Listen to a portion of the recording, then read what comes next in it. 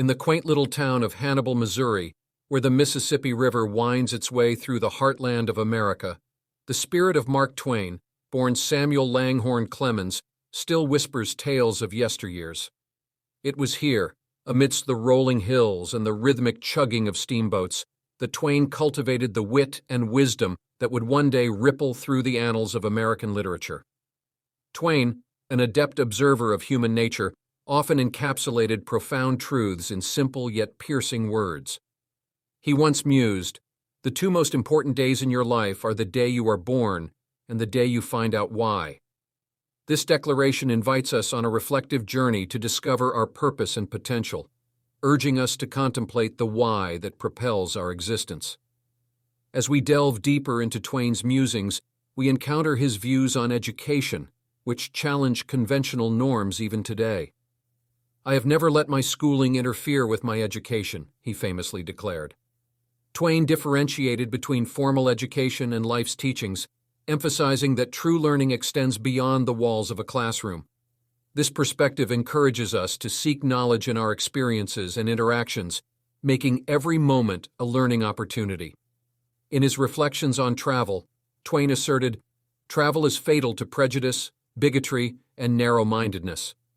By encouraging us to venture beyond our familiar surroundings, Twain highlights travel as a transformative experience that broadens our understanding and fosters tolerance. This idea resonates in a world increasingly interconnected yet divided, reminding us of the bridges that travel builds between diverse cultures. Twain also tackled the complexities of human behavior with his characteristic wit. "Whenever you find yourself on the side of the majority, it is time to pause and reflect," he advised. In a society where following the crowd is often the path of least resistance, Twain's words act as a clarion call for individuality and critical thinking. They compel us to question popular opinion and find our unique voice amidst the noise. On the topic of success and failure, Twain provided a refreshing perspective. Success is stumbling from failure to failure with no loss of enthusiasm. This redefinition of success shifts the focus from the end result to the journey. It celebrates resilience and the undying spirit to persevere, turning every setback into a stepping stone towards achieving one's dreams. As the first chapter of this exploration into Mark Twain's profound quotes concludes, we reflect on how his words, though rooted in the 19th century, continue to inspire and provoke thought in the modern era.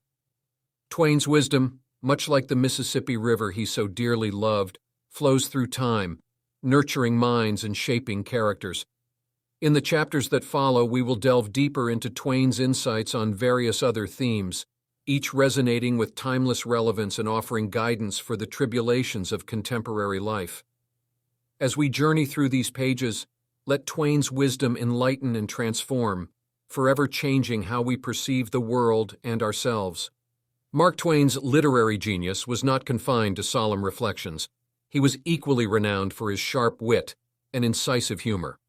His humorous observations often conceal deeper truths about society and human nature, offering laughter laced with critique.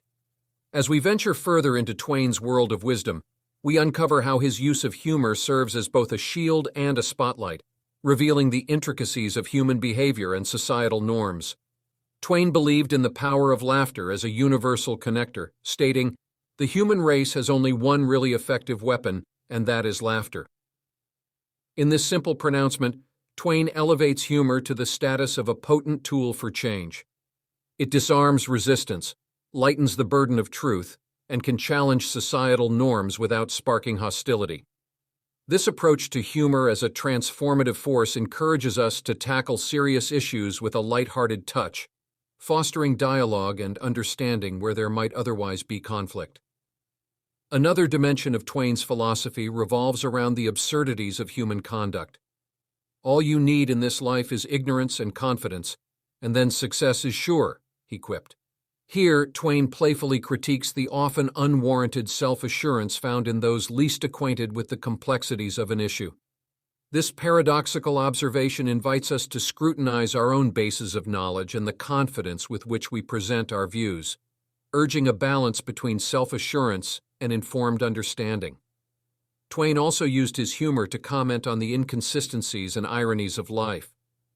"It's easier to fool people than to convince them that they have been fooled," he noted.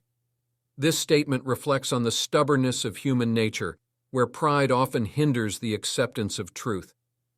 By highlighting this aspect of human psychology, Twain nudges us towards self-awareness and encourages skepticism, especially of our beliefs and the information we choose to accept. In addressing human relationships and interactions, Twain's advice often carried a blend of sarcasm and sincerity. "Never argue with stupid people. They will drag you down to their level and then beat you with experience," he advised. This counsel, while humorous, serves as a practical guideline for managing disputes. It emphasizes the futility of engaging in fruitless debates, suggesting instead that energy is better spent on constructive dialogues where mutual understanding is possible. Lastly, Twain touched on the human condition through the lens of existential irony. The fear of death follows from the fear of life. A man who lives fully is prepared to die at any time. With this profound insight, Twain connects the essence of living with the acceptance of death. He suggests that a life well lived, a life filled with purpose and free from the shackles of fear, is the best preparation for its inevitable end. As we conclude this chapter, Twain's use of humor not only entertains but educates, offering a mirror to our foibles and a window to deeper truths. His witty remarks continue to encourage reflection on our behaviors, societal norms, and the very essence of human relationships. Moving forward, the subsequent chapters will explore further themes in Twain's repertoire, each enriching our understanding of his timeless relevance. In this exploration of Mark Twain's wisdom, we now delve into his intricate views on morality and ethics. Twain's literary works and personal musings often grappled with the ethical dilemmas and moral quandaries of his time, reflecting his deep skepticism about the absolutes of right and wrong. Through his critical eye, Twain invites us to question the moral compasses that guide societies and to reconsider our own ethical standings. Twain's skepticism was encapsulated in his critique of moral absolutism, which he saw as often hypocritical and flawed. "Loyalty to petrified opinion never yet broke a chain or freed a human soul," he stated, highlighting the danger of clinging to outdated beliefs that no longer serve humanity. This statement challenges us to continuously evaluate our convictions and to embrace change when necessary, advocating for a dynamic approach to morality that evolves with societal advancements. His disdain for hypocrisy, particularly in the realms of politics and religion, was evident in his sharp commentary. "Whenever you find yourself on the side of the majority, it is time to reform or pause and reflect." This critique serves as a reminder of the ease with which majority opinion can be mistaken for moral truth, urging an introspective assessment of our beliefs, especially those adopted without question. Twain also addressed the moral implications of imperialism and racism, issues deeply embedded in the fabric of American society during his lifetime. In The Gilded Age and other works, he critiqued the justifications used to uphold these systems, challenging the moral integrity of a society that professed freedom and equality while oppressing others. His insights into these contradictions encourage a critical view of national and personal ethics, calling for consistency between proclaimed values and actions. In considering the individual's role in society, Twain mused, "The good man is the man who, no matter how morally unworthy he has been, is moving to become better." This view of morality as a journey rather than a fixed state offers a more forgiving perspective on human flaws and emphasizes the potential for personal growth and redemption. It advocates for understanding and patience in our judgments of others and ourselves. Twain's explorations into the nature of human kindness also revealed his belief in intrinsic goodness, tempered by a recognition of the complexity of human motives. "Kindness is the language which the deaf can hear and the blind can see," he wrote, suggesting that true kindness transcends the superficial divisions of society and speaks to a universal human need for compassion and connection. As we close this chapter on morality and ethics, Twain's perspectives compel us to consider the gray areas of our moral landscapes.